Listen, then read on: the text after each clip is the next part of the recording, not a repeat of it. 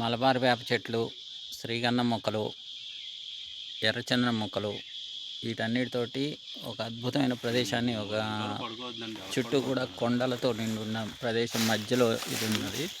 మనకి ఎలాగైతే శేషాచలం కొండలు ఉంటాయో అలాగే చుట్టూ కూడా ఎత్తైన కొండలు, వాటికి కరెక్ట్గా కొండవాలులో ఈ చందనం మొక్కలు వీటిని రక్షించడానికి చుట్టూ కూడా ఫెన్సింగ్ తోటి ఉన్నది. మనకి వీటన్నిటినీ కూడా అసలు ఇంత అద్భుతంగా చేసినటువంటి రైతుల నుంచి చూడండి, ఎంత దూరం చూసినా కూడా చూడాలనిపించేలా ఉంటుంది. ఒక అద్భుతమైన వరస 9x9 వైపు ఎటువైపు చూసినా కూడా ఒక మొక్కకి 9 అడుగుల దూరంలో ఉంటుంది. ఈ 9 అడుగుల దూరంలో ఉండటం వల్ల ఏంటంటే ఎటువైపు చూసినా కూడా ఒక అద్భుతమైన దృశ్యం ఆవిష్కరించినట్టుగా ఉంటుంది.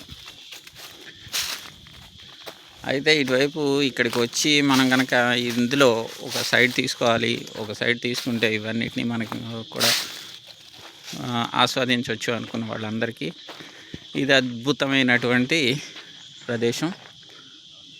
ఇది చూడండి, 60 ఫీట్ రోడ్, ఈ 40 ఫీట్ రోడ్, ఇది చాలా బాగుంటుంది. ఇది మిగతా ఈ రిసార్ట్కి మొత్తం కూడా హైలైట్ ఏంటంటే ఎటువైపు నుంచి రోడ్డు వెళ్ళినా సరే చుట్టూ తిరిగి రావచ్చు. ఎటైనా కూడా వెళ్ళడానికి రోడ్లు ఉన్నాయి, అన్ని వైపులా రోడ్స్ ఉన్నాయి. ఇది చూడండి, అన్ని వైపులా కొండలు కనిపిస్తున్నాయి చూడండి వెనక వైపు. తర్వాత ఇది చూడండి, అద్భుతంగా కొండలు, వీటన్నిటి మధ్యన ఉన్నటువంటి రిసార్టు ఇది.